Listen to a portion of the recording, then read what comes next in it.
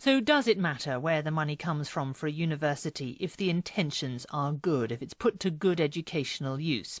I asked Robin Simcox from the Centre for Social Cohesion. That's a think tank here in London. He's written about the funding of British universities by Arab governments. I think it does, yes. Not only morally, the idea that you would take money from regimes which in this case now is killing its own citizens. But wasn't at the time. Wasn't at the time.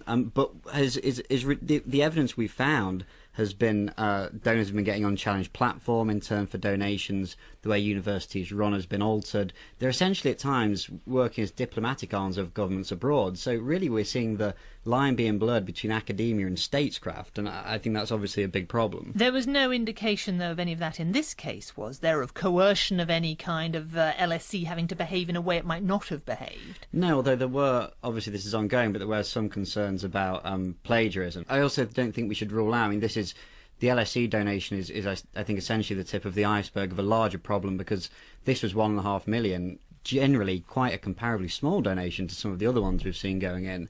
And so I think it would be naive to assume that there is no crossover between the two, that these are completely just neutral, non-academic donations which never impact the university's running. Did you have evidence of that they do impact them? Yes, we found not that the LSE was one of the universities we looked at. We also saw universities ranging from Exeter to Aberdeen that had actually changed their field of study depending on the wishes of a donor. There's an institute set up in Aberdeen which is specifically set up to disseminate the vision of the person that donated the money. If that's not infringement, I don't know what is. But what about in the case like this one at LSE, where you take the money in order to fund something that's essentially a good idea, or seems to be a good idea, in the countries that you're taking the money from?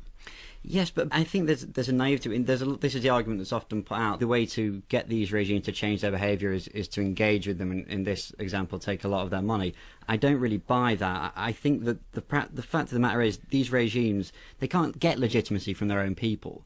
People like Gaddafi, they can only get legitimacy by going to institutions like the LSE. But they can also, by going to institutions like the LSE, be exposed to progressive thinking, can't they? New ideas which are very important. Yeah, that's absolutely the hope, and we should clarify this isn't a foreign funding issue. I'm for the idea of foreign funding. The problem is when you're going to certain sources, I don't think anyone can really feign surprise that Gaddafi has behaved the way he has, and the LSE seem to be saying that it's a surprise to them, perhaps, that he's acted this way. Gaddafi is a dictator that came to power in a military coup. We're surprised now that he isn't necessarily the best benefactor. I just don't buy it.